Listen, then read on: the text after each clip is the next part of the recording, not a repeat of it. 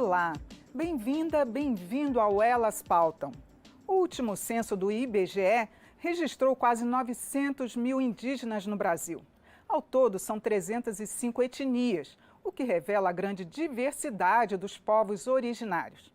A nova legislatura da Câmara trouxe o maior número de indígenas. São 4 deputadas e 1 deputado que se declararam indígenas. A expectativa é reforçar o debate sobre os assuntos relacionados aos direitos desses povos. O momento coincide com a crise humanitária do povo Yanomami, que comoveu o país, e a discussão de questões controversas, como a demarcação de terras indígenas e a mineração nesses territórios. E nesta edição do Elas Pautam, vamos discutir os direitos dos indígenas com 2 representantes dos povos originários. A deputada Silvia Wayampi, do PL do Amapá, que vem do Exército, ela é militar e fisioterapeuta, e a deputada Juliana Cardoso, do PT de São Paulo, que é tecnóloga em gestão de políticas públicas.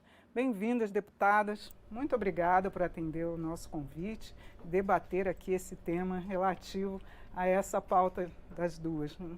Eu queria começar lembrando que foram 4 deputadas e 1 deputado indígena. Isso quer dizer que as lideranças indígenas são, em maioria, mulheres? Vou começar com a senhora, deputada. Bom, tradicionalmente não. A maior parte das lideranças, por tradição, são caciques dentro de suas aldeias. Mas hoje nós, mulheres, temos um protagonismo onde nós nos lançamos no mundo político. E é isso que tem feito a grande diferença. Então, enquanto os homens, muitas das vezes, por tradição, estão nos movimentos indígenas, estão discutindo pautas, as mulheres estão estudando e se preparando. E hoje quis o destino que nós estivéssemos aqui no parlamento, defendendo essas pautas para o qual nós nos preparamos. Inclusive, deputada Juliana, a gente já vê hoje pajés, mulheres, caciques, mulheres.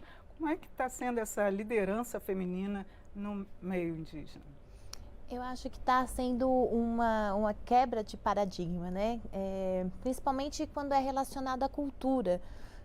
Na nossa ancestralidade, muitas vezes as lideranças elas se organizavam aos homens, né? Mas eu acho que nós estamos também vivendo um outro tempo, que não é só as mulheres indígenas, mas as mulheres, né, estão ocupando e se preparando para ocupar os espaços de poder. Seja ele no parlamento, seja ele no executivo, seja ele nos locais privados ou públicos, né? Então, eu acho que é uma era muito dialogando com as mulheres e na nossa formação política, principalmente nesses espaços de poder e de comando. Deputada, eu queria que a senhora falasse um pouquinho também sobre a formação dos indígenas. Muitas vezes as pessoas ainda têm, como a senhora estava conversando, no imaginário, que o indígena tem que ficar lá na terra, cultivando, e hoje em dia a gente já vê os indígenas com mestrado, doutorado, à frente de empresas. Essa formação do indígena, ela não teria que ser mais divulgada para que eles ocupassem mais espaços? Bom, a questão do espaço, ele é muitas das vezes uma opção própria. Romper com o ideal imaginário que nos é imposto desde 1500 é um grande desafio. Então, muitas das vezes as pessoas obrigam, né, por conta desse ideal, olhar para o outro e quando ver que o outro tem uma posição além daquilo que eu idealizei no meu imaginário para ele, isso é assustador. E isso faz com que as pessoas te olhem e perguntem, mas você é índia mesmo? Mas por que essa pergunta? Porque você estudou e rompeu com o ideal imaginário daquele que te observa. E isso é que tem feito a grande diferença para nós. Então, você rompe com o ideal imaginário, você se posiciona e no momento em que você se posiciona, a sua voz ela vem reverberando dentro da sociedade até o momento em que você passa a ocupar o espaço decisório. Eu queria também que a senhora falasse sobre essa também formação. Eu acho que a partir de programas, né, que foram voltados para a educação indígena, para os povos quilombolas, né, negros e negras, também deu essa oportunidade, essa janela de oportunidade de a gente ocupar alguns espaços que naturalmente não eram ocupados, né? Eu venho de um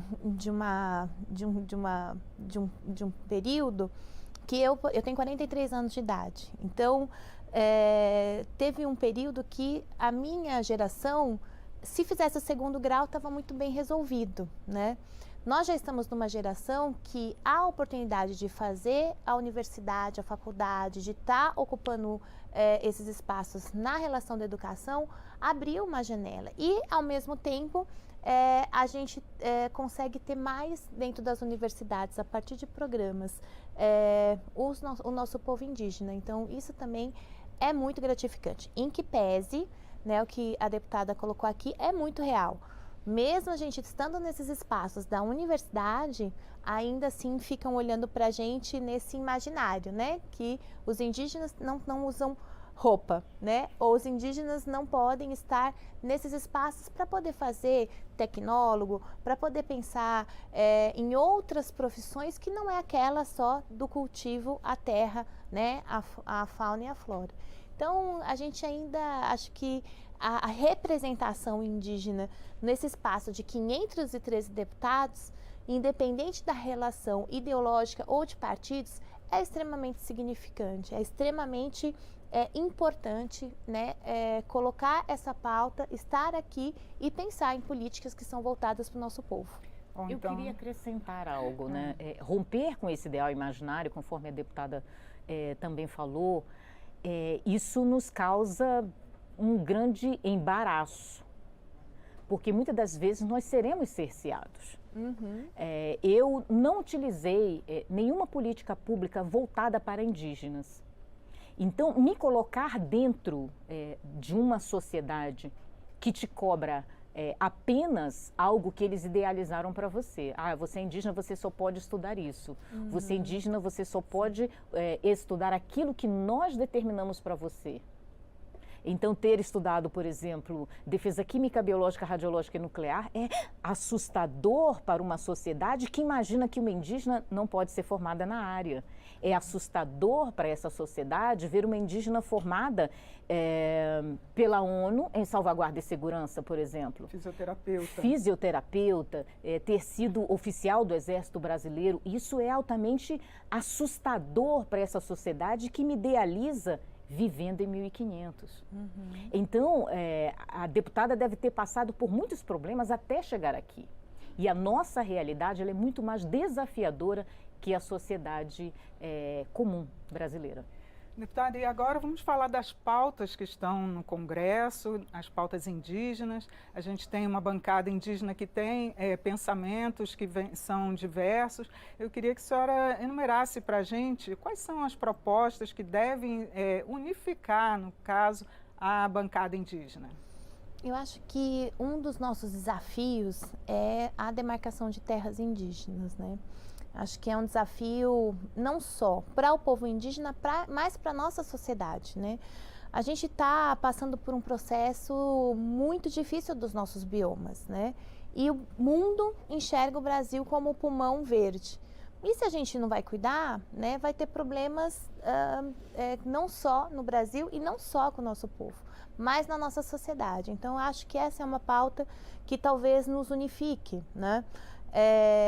Tem pautas que aí talvez a gente divirja, que são as pautas de PLs que são favoráveis à mineração, ao garimpo. Então, tudo isso são pontos que eu acho que no decorrer desses 4 anos nós vamos ter muito diálogo, né, sobre isso. E, em especial, nesse governo do presidente Lula, com o Ministério dos Povos Indígenas, a gente tem uma grande expectativa de dialogar melhor, né, com a bancada e com os deputados dos partidos de governo.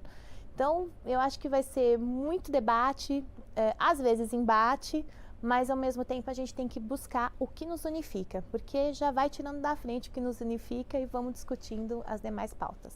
E que projeto que a senhora acha que é essencial a bancada indígena começar já a lutar por ele? Bom, divergindo e ao mesmo tempo apoiando, né, a questão do desenvolvimento indígena. Para mim, o mais importante é que o indígena possa ser o autor de sua própria história e dono do seu próprio destino. Eu não aceito interferência internacional sobre um território que eu posso dizer que hoje é meu. Eu sou uma brasileira e eu devo, por obrigação, a defender este território para que ele não fique sobre a especulação internacional. Então, a questão de demarcação de terras indígenas, eu darei todo e completo apoio, desde que seja legítimo para aquele povo. Se não for legítimo, eu não apoiarei. Mas se for legítimo, minha bandeira estará em pé justamente para apoiar. Agora, se for por interferência internacional, no nosso país, a interferência internacional não terá vez. Agora, a gente já tem na Constituição essa previsão e o problema que está ocorrendo é justamente com as que já estão demarcadas, né? O que poderia impedir ainda que elas continuassem, se tivesse essa garantia da sua demarcação? Bom, a própria Constituição já garante isso, né? A Constituição de 88, ela foi bem clara que o indígena ele tem direito àquele território que tradicionalmente ocupa. Então, o que foi que nós vimos ao longo do tempo?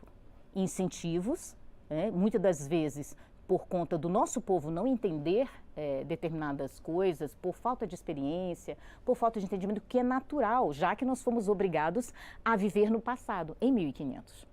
Então, muitas das vezes, povos são incentivados a irem para o duelo numa narrativa em posse de terras que tradicionalmente naquele período eles não ocupavam.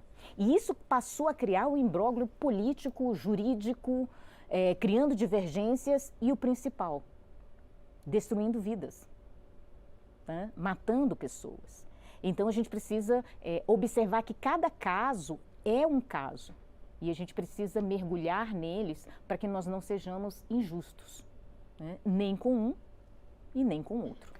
Agora, deputada, a gente está vendo essa crise humanitária que está ocorrendo com os povos Yanomami e o Congresso está prestes até a formar uma comissão externa, só que muitos, até o governador já falou que essa crise de saúde já ocorria há quase 30 anos, que a dificuldade de acesso, o garimpo ilegal nessa área se perpetuou por muito tempo. O que o Congresso ainda pode fazer para tentar dirimir ou até mesmo realmente conseguir acabar com esses problemas nas terras que já estão demarcadas, que já são de direito dos indígenas? Uhum. Bom, a primeira coisa é que a gente tem que compreender que quanto mais você tem a política pública desmontada nos determinados territórios, né, e enfim, não só nos territórios dos povos indígenas, mas na sociedade, quanto mais desmontado está, mais fica fácil, né, de o garimpo ilegal chegar onde chegou. E foi isso que aconteceu, né? Então, a desestruturação da FUNAI, a desestruturação de enxergar a relação da saúde, né, entre outras políticas, é que deixou esse território nessa situação. Que não é de agora, mas nessa situação de você não conseguir chegar com a infraestrutura necessária, ela foi muitas vezes, inclusive enxergando dentro do Ministério da Saúde, dialogando com o Ministério dos próprios povos indígenas, no qual também eu fiz parte do grupo de transição. Você percebe, né, que não teria uma estrutura dialogando com as necessidades que precisavam ter ali.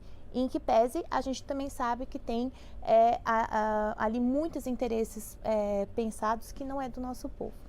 Então, e também tem uma coisa importante a dizer, não é só dos povos Yanomamis, porque a gente, quando fala e olha, só enxerga um povo. Mas na região amazônica, a gente tem várias outras etnias e vários outros problemas tão parecidos quanto. Então, a gente precisa ter uma frente muito ampla aqui no Congresso, dialogando, no meu caso, com o governo, para poder trabalhar para o mais rápido possível chegar à infraestrutura necessária, inclusive na relação de recursos humanos, né? Hoje, a gente sabe que tem uma frente emergencial, mas cada dia que a gente está tendo notícias ainda é insuficiente para a atuação necessária, emergencial, que precisa ter para não haver mais mortes como está havendo nesse momento. Deputada Silvia, a senhora já disse que pretende participar da comissão que vai tratar dos povos originários e de que forma que a comissão, os parlamentares podem atuar, para que propostas ainda precisam ser feitas para que, principalmente nessas áreas que estão com problemas de saúde, a senhora que é da área de saúde, trabalhou também nessa área, que podem ser evitados para que não chegue a esse caos que ocorreu, principalmente com as crianças indígenas. Bom, isso é algo grave, né? A questão do isolamento e da segregação que nos foi imposta, isso, dificuldade de acesso, se você vê, nós não conseguimos desbravar uma mata para poder fazer uma estrada para que se chegue em determinados lugares. Porque há interveniência internacional de que nós não devemos abrir estradas. A questão de homologação de pistas de pouso, por exemplo, a dificuldade de acesso em áreas inóspitas ou em reservas indígenas na Amazônia brasileira, parada há 40 anos. Em 2018, nós iniciamos um projeto ainda em transição para que nós pudéssemos chegar até essas terras sem dificuldade. Então, parada há 40 anos, nós montamos uma equipe, então a SESAI, que era a Secretaria Especial de Saúde Indígena, do qual eu assumi e fiquei durante um ano, nós fizemos uma força-tarefa entre SESAI, FUNAI, Ministério da Mulher, Família e Direitos Humanos, Sindacta, ANAC, Infraero, Aeronáutica, e montamos uma força-tarefa para homologar as pistas de pouso que estavam paradas há 40 anos. Então, em 6 meses, homologamos 28 pistas de pouso, ainda na minha gestão. Eu transferi toda a minha expertise na área de transporte aéreo, homologação de pistas de pouso, para a FUNAI, que homologou mais 100 pistas de pouso. Essas pistas de pouso justamente era para poder dar tranquilidade e segurança para a remoção dos nossos pacientes, né, de povos indígenas que são meus parentes, que são parentes dela, e justamente levar as equipes de saúde com segurança. Então, áreas inóspitas, áreas na Amazônia brasileira de difícil acesso, faz com que muitas das vezes o profissional de saúde não queira trabalhar lá. Porque quando ele vai ficar 20 dias, 30 dias longe da família. Então, essas pessoas muitas das vezes se recusam a ir. Então, é escasso, sim, ter profissionais de saúde na área, justamente porque a questão da infraestrutura, muitas das vezes, ela sofre interveniência. Você vai derrubar uma árvore, vem opinião internacional que diz que você não pode derrubar a árvore ali. Então, é uma política do qual tem o direito da árvore, mas não as pessoas estão aptas para defender esse direito, mas não estão aptas para defender o direito de uma criança no ventre da mãe. Agora, deputada, por exemplo, teve muitas denúncias também até de desvio de material da área de saúde que foi encaminhada para os indígenas e que não chegaram. O Congresso pode também fiscalizar esse tratamento que é dado ou que já foi feito e punir também aqueles que realmente deixaram isso acontecer? Sim, acho que só respondendo um diálogo antes nesse sentido de infraestrutura, eu sempre fico pensando assim, como os garimpeiros chegam?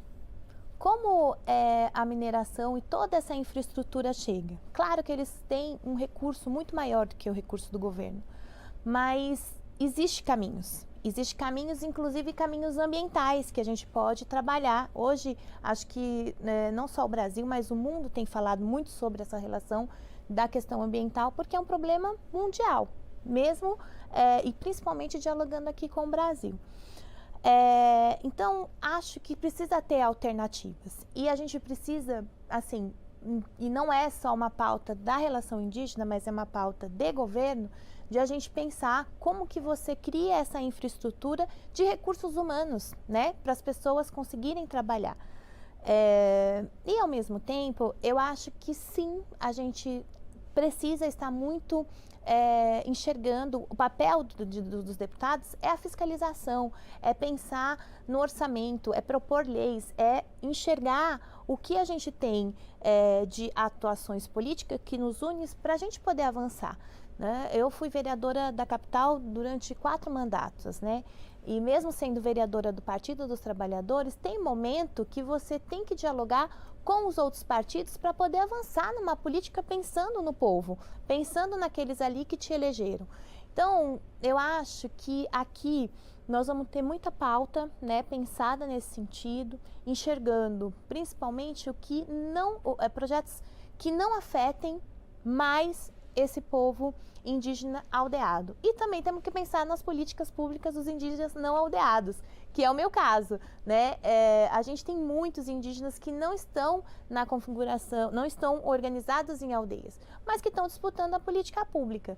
Exemplo, os indígenas não aldeados não tiveram a mesma possibilidade de ter a vacina conforme o indígena não aldeado. Aliás, a deputada falou uma coisa muito certa, né? Mas você é indígena? Como assim? Você mora aqui no centro da cidade? Então, é muita coisa que a gente vai ter que desmistificar e entender que o nosso povo também pode estar, ou foram expulsos das suas terras, no caso do meu pai, mas entre outros tantos que também optaram a sair para poder estudar, trabalhar, ter uma vida que, infelizmente, na aldeia não foi... não teve a infraestrutura necessária para a gente poder estar nesse espaço.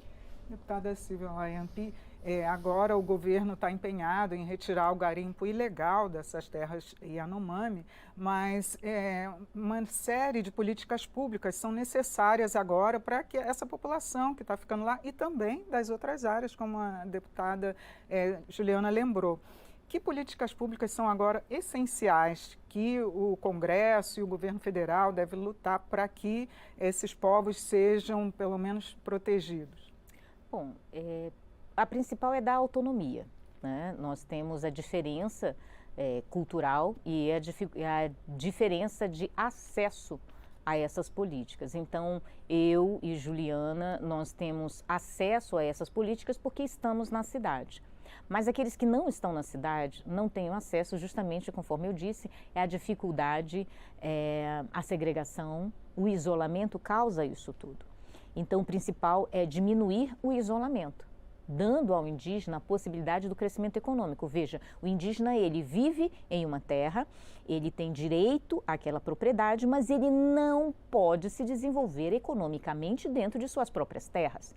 Então, a minha percepção e de outros indígenas que são agricultores, que plantam soja, plantam arroz, plantam milho, produzem para a economia brasileira, participam do PIB brasileiro, é de que o indígena possa se desenvolver em suas próprias terras. Mas esses indígenas já enfrentaram dificuldades sendo multados pelo Ministério Público, sendo multados pelo IBAMA, sendo multados pela FUNAI, seu maquinário apreendido, porque eles não poderiam se desenvolver economicamente, porque tinham que continuar vivendo em 1500. Então, hoje, esses indígenas têm um potencial econômico e têm poder econômico para decidir o seu futuro. Diferente de indígenas que vivem em isolamento porque não podem se desenvolver economicamente. Então, é preciso repensar, sim, a política indígena no Brasil, mas dando ao indígena a capacidade de se desenvolver em suas próprias terras.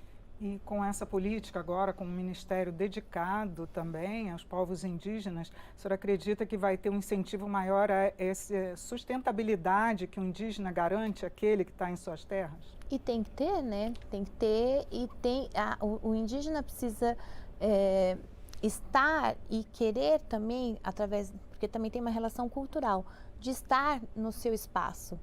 Então, eu acredito que cada vez mais que você investe em política pública voltada, né, para o nosso povo, quem ganha é o mundo, quem ganha é o Brasil, quem ganha não é só o nosso povo, isolados ou não isolados. Então, acho que dentro dessa relação do governo, já nessa possibilidade de a gente ter um ministério que ele é transversal, mas ele também não adianta ser só transversal de diálogo com os outros ministérios, ele também tem que ter orçamento e propor política pública para poder ir enxergando uma política mais ampla, porque os povos indígenas precisam da assistência social, os povos indígenas precisam da área da saúde, precisa da relação de política pensada, política voltada de esporte, entre outras coisas, educação. Então, ela é várias etapas que precisam ser dialogadas e unidas, né, para a gente poder conseguir avançar. Olha, dizer que em 4 anos a gente vai conseguir resgatar 500 e tantos anos para trás, acho muito difícil. Mas conforme você consegue ir estruturando essas políticas públicas, é mais difícil a gente retroceder como a gente retrocedeu nesses últimos tempos. Deputadas, muito obrigada por participar aqui do Elas Pautam, discutir aqui as questões indígenas com um olhar feminino. Foi muito bom a gente estar aqui nesse programa. Eu que agradeço a oportunidade, a deputada, que vamos nos encontrar muito aqui nos debates, e você que está nos assistindo, que é muito importante estar acompanhando a TV Câmara e principalmente enxergando o que cada deputado e deputada está fazendo pelo Brasil. Eu quero agradecer a todos que nos assistiram e quero dizer que eu estou pronta para defender os interesses dos povos da Amazônia brasileira, sendo uma mulher do Norte, sendo uma filha do Amapá, sendo uma mulher da Amazônia brasileira e que eu seja digna da missão de ser uma filha do Norte. Eu conversei sobre os direitos dos indígenas com 2 representantes dos povos originários, a deputada Silvia Wayampi, do PL do Amapá, e a deputada Juliana Cardoso, do PT de São Paulo. Você também pode acompanhar o Elas Pautam pelo YouTube da TV Câmara ou pelo podcast da Rádio Câmara. Eu sou Regina Assunção, agradeço a sua audiência. Até a próxima.